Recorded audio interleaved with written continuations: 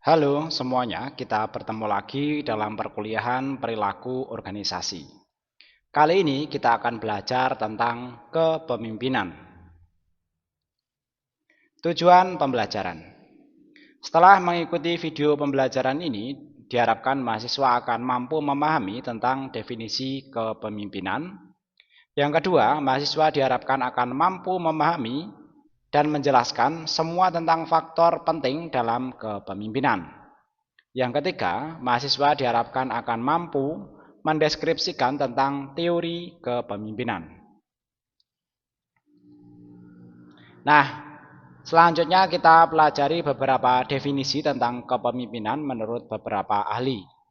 Yang pertama, menurut John Kotter, menyatakan bahwa kepemimpinan adalah kemampuan seorang pemimpin dalam mengarahkan dan mengkoordinasikan tugas kegiatan kelompok yang relevan. Yang kedua, menurut Gary Yuki, menyatakan bahwa kepemimpinan adalah proses mempengaruhi orang untuk memahami dan menyetujui tentang apa yang dibutuhkan dan bagaimana melakukannya, dan proses mendorong individual dan usaha kolektif untuk menyelesaikan tujuannya. Kemudian, menurut Robbins and Judge menyatakan bahwa kepemimpinan adalah kemampuan mendorong atau mempengaruhi suatu kelompok atau anggota grup dalam upaya pencapaian dan mewujudkan tujuan organisasi. Jadi dari ketiga penjelasan ini kita dapat memberikan kesimpulan sederhana bahwa kepemimpinan adalah kemampuan mempengaruhi orang dalam kelompok organisasi tersebut yang relevan dengan tujuannya. Selanjutnya kita pelajari mengenai kepemimpinan dalam organisasi. Kepemimpinan atau leadership adalah kemampuan untuk mendorong atau mempengaruhi suatu kelompok atau anggota grup dalam upaya pencapaian atau mewujudkan tujuan organisasi. Suatu organisasi tentunya membutuhkan yang pertama adalah pemimpin untuk menghadapi status quo atau memulai perubahan, merumuskan visi untuk masa depan, dan menjadi inspirator bagi seluruh anggota organisasi. Yang kedua, bagi manajer, membutuhkan manajer ya untuk merumuskan rencana-rencana secara detail, menciptakan struktur organisasi yang efisien, dan mengelola aktivitas operasional harian. Selanjutnya, organisasi membutuhkan kepemimpinan dan manajemen yang kuat agar efektivitasnya optimal. Di dunia yang serba dinamis seperti sekarang ya, kita membutuhkan pemimpin-pemimpin yang berani menentang status quo atau tidak ada perubahan ya, atau tidak ada kepastian, menciptakan visi masa depan dan mengilhami anggota-anggota organisasi untuk secara sukarela mencapai visi tersebut. Kita juga membutuhkan para manajer untuk merumuskan rencana yang mendetail, menciptakan struktur organisasi yang efisien, dan mengawasi operasi sehari-hari. Kita lanjutkan, yaitu berikutnya kita pelajari mengenai kepemimpinan dan manajemen. Profesor John Kotter dari Harvard Business School mengatakan bahwa manajemen terkait dengan usaha menangani kompleksitas. Manajemen yang baik akan menghasilkan keteraturan dan konsistensi dengan cara mempersiapkan rencana formal, merancang struktur organisasi yang kuat, dan memonitor hasil berdasarkan rencana. Sebaliknya, yaitu manajemen yang buruk, kepemimpinan berkaitan dengan perubahan. Pemimpin membentuk arah dengan cara mengembangkan suatu visi masa depan. Kemudian mereka menyatukan orang-orang dengan mengkomunikasikan visi dan menginspirasi mereka untuk mengatasi berbagai rintangan. Nah, ini ternyata bukan kepemimpinan yang buruk ya, tapi maksudnya sebaliknya ya. Ini kalau ini manajemen, kalau ini nanti kepemimpinan ya. Jadi nanti di sini penjelasan kebalikan dari manajemen yaitu kepemimpinan. Nah, faktor penting dalam kepemimpinan nanti sekitar ada 3 ya dalam kepemimpinan. Yang pertama adalah orang yang memimpin, yang kedua adalah orang yang dipimpin, dan yang ketiga adalah situasi yang dihadapi.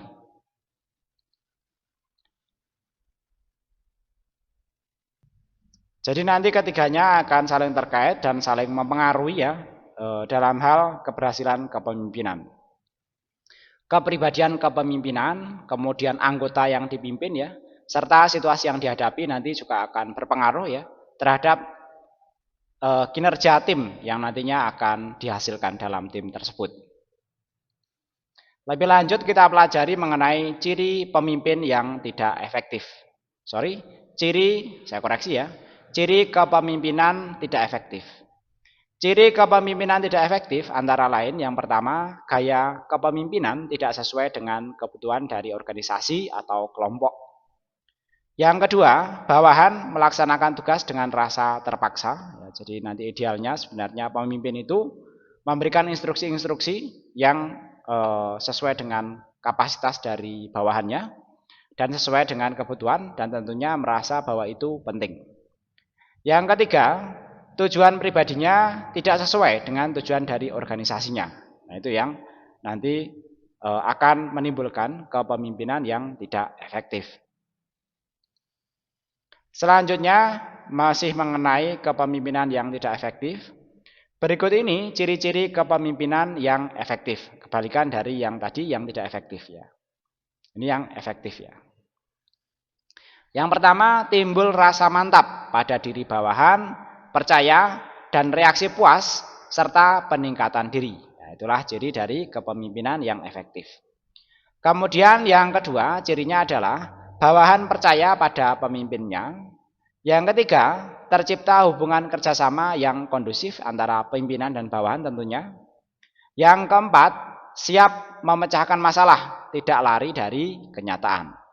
Yang kelima, yaitu merangsang dan mengembangkan pola pikir yang berorientasi pada tujuan dari organisasi. Dengan ciri-ciri yang disebutkan tadi yaitu 5, itu nanti kemungkinan ya dalam kinerja organisasi, dalam hal ini kepemimpinan kemungkinan besar akan berjalan secara efektif. Selanjutnya kita pelajari lebih lanjut mengenai teori kepemimpinan. Berikut ini adalah beberapa teori kepemimpinan, yaitu yang pertama adalah teori orang hebat atau great man theory. Kemudian yang kedua adalah teori sifat atau trait theory. Berikutnya yang ketiga adalah teori kepemimpinan situasional atau situational theories. Yang keempat adalah teori gaya dan perilaku atau style and behavior theory. Yang kelima adalah teori transaksional atau transactional theory.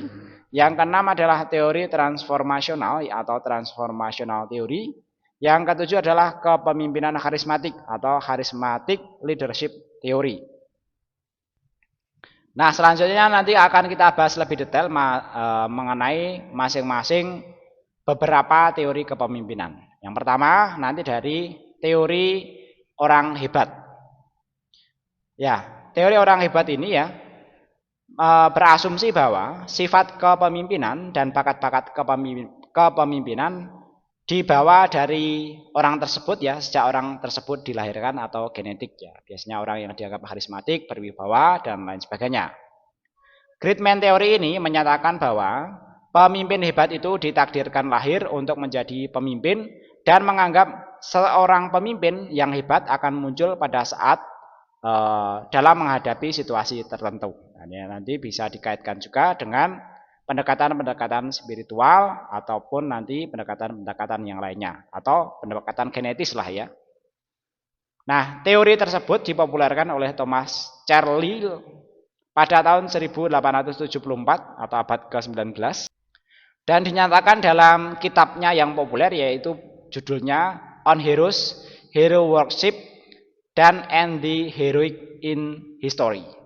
Di mana intinya bahwa pemimpin hebat adalah mereka yang sudah diberkahi potensi heroik, kecerdasan, dan mental yang lebih kuat dari Tuhan dibandingkan dengan individu-individu yang lainnya. Selanjutnya teori sifat atau trait theory. Ya, kepemimpinan dengan teori sifat ini berpandangan bahwa kepribadian, status sosial, tampilan fisik atau kecerdasan yang dimiliki seseorang ya baik sejak lahir atau karena keturunan atau nanti karena stylenya ya yang menjadikan dia seorang pemimpin. Kepribadian, status sosial, tampilan fisik atau kecerdasan yang dimiliki seseorang sejak lahir atau karena keturunan dapat menjadikan seseorang sebagai pemimpin.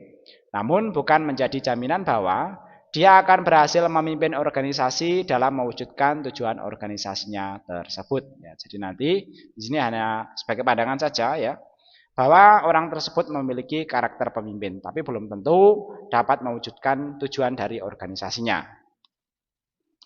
Seorang filsuf, Max Weber, mengatakan bahwa karisma adalah suatu kekuatan revolusioner terbesar yang mampu mengajak orang lain untuk melakukan pengabdian dan mengikuti arahan pemimpin berkarismatik tersebut. Ya, jadi walaupun belum tentu ya bisa mewujudkan tujuan dari organisasi ya, namun demikian dalam revolusi-revolusi besar, revolusi-revolusi sosial itu banyak sekali yang didorong ya oleh pemimpin-pemimpin karismatik tersebut ya. Selanjutnya teori kepemimpinan situasional atau kontingensi teoris. Kontingensi teoris merupakan keyakinan bahwa pola kepemimpinan akan selalu cocok atau sesuai untuk semua situasi atau kondisi, ternyata belum tentu benar. Ya, jadi nanti ada pemimpin yang cocok pada masa tertentu dan belum tentu cocok dalam masa yang lainnya ya, atau dalam keadaan yang lainnya. Kepemimpinan situasional ini adalah kepemimpinan yang efektif dicapai dengan memilih gaya kepemimpinan yang benar dan berfokus pada situasi kesiapan para pengikutnya menurut Hersey dan Blanchard. Nah, misalnya dalam politik mungkin ya suatu pemimpin itu cocok pada masa krisis atau pada masa perang atau pada masa damai, itu nanti akan berbeda dengan pemimpin yang diperlukan ya pada masa misalnya perkembangan ekonomi atau pada masa yang lainnya. Tidak peduli apa yang dilakukan si pemimpin itu ya, keefektifan nantinya akan tergantung pada tindakan dari pengikutnya. Hal ini nanti merujuk ke sejauh mana orang mempunyai kemampuan dan kesiapan untuk menyelesaikan suatu tugas tertentu. Selanjutnya teori gaya dan perilaku atau style and behavior theory. Teori ini melihat bahwa kesuksesan dan keberhasilan yang diraih oleh seorang pemimpin semuanya tergantung dengan perilaku, sikap dan karakteristik yang ada pada dirinya ya, atau yang dirinya miliki. Dengan kata lain, keberhasilan kepemimpinan tergantung pada sikap dan perilaku pemimpin dalam memenuhi fungsi-fungsi kepemimpinannya. Kita perlu melihat bagaimana cara seorang pemimpin mengambil keputusan dengan tepat, bagaimana cara seorang pemimpin memotivasi karyawannya, bagaimana cara pemimpin tersebut memberikan perintah atau instruksi, kemudian berkomunikasi dengan sesama pemimpin maupun dengan seluruh anggota dari timnya. Selanjutnya teori transaksional atau transaksional teori. Dalam teori kepemimpinan ini, baik seorang pemimpin dan pengikut terlibat dalam praktik yang memungkinkan adanya pertukaran antara pengikut dan pemimpin. Dengan kata lain, teori ini digambarkan sebagai suatu asosiasi yang melibatkan pemimpin dan pengikut terjadi karena adanya serangkaian perjanjian antara pemimpin tersebut dengan para pengikutnya.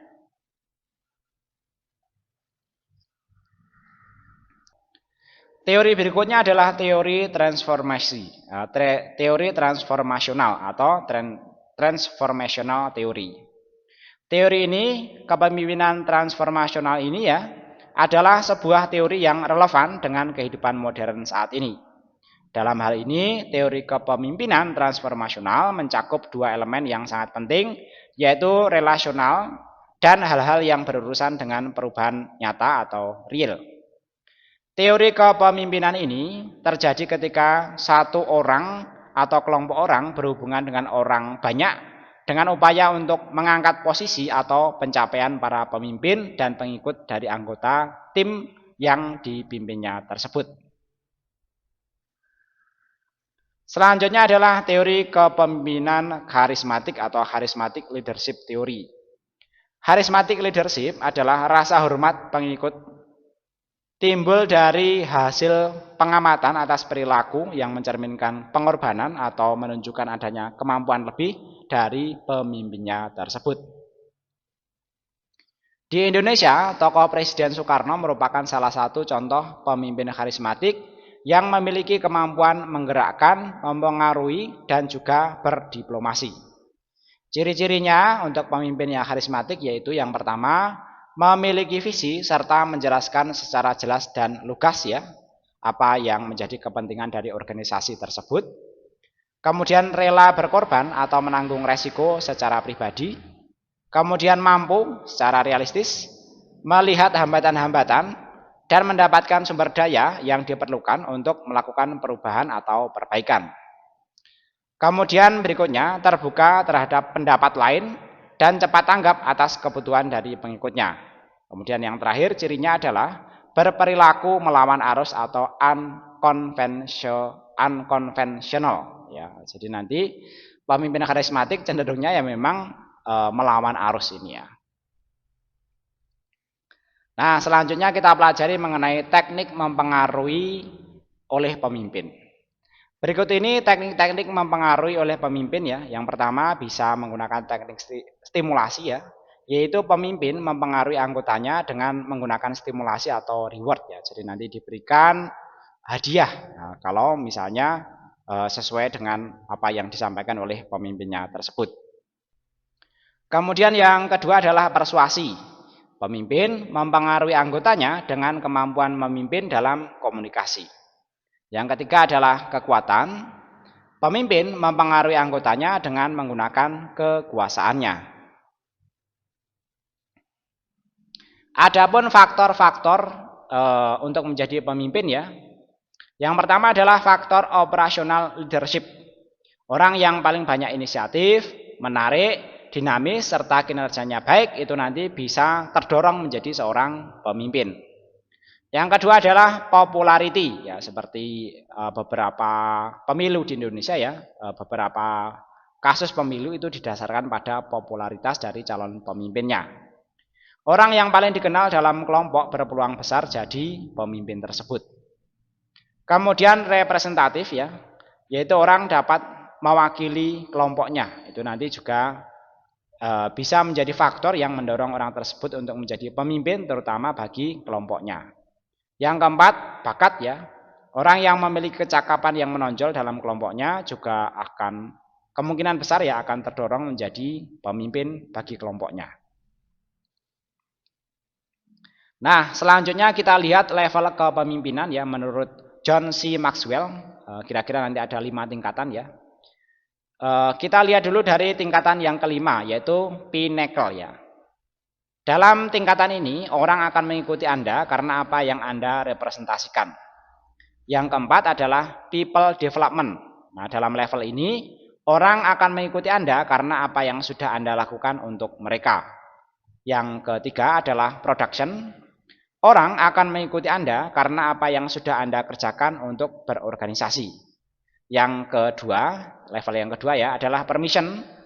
Orang akan mengikuti Anda karena mereka menginginkannya. Kemudian level yang pertama adalah position.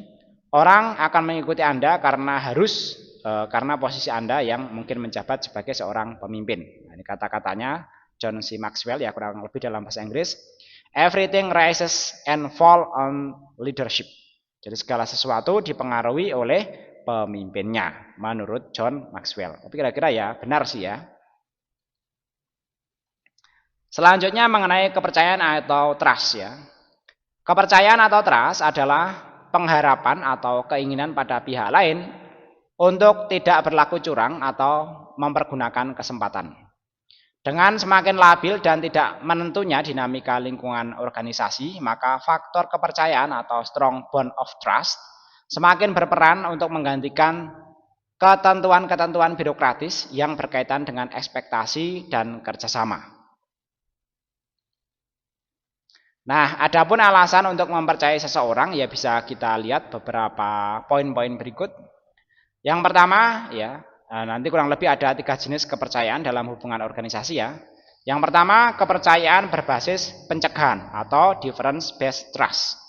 Ini adalah rasa percaya atau mempercayai seseorang yang didasarkan pada rasa takut atau segan, yaitu untuk menghindari konsekuensi buruk yang mungkin terjadi.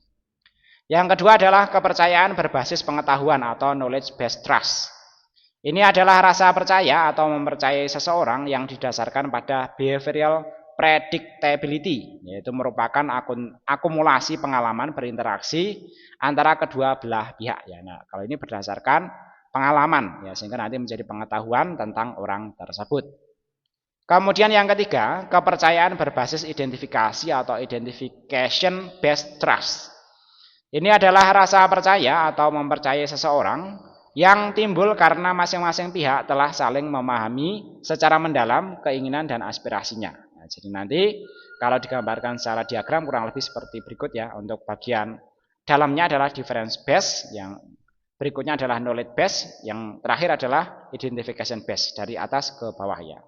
Nanti yang identification based itu nanti yang mencakup semuanya.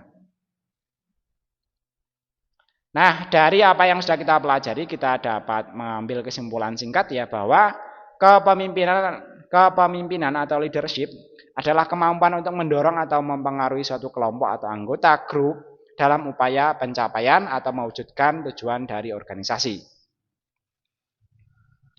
Demikian video pembelajaran yang dapat saya sampaikan, mudah-mudahan dipahami dan bermanfaat ke depannya. Terima kasih dan sampai ketemu lagi pada video pembelajaran berikutnya.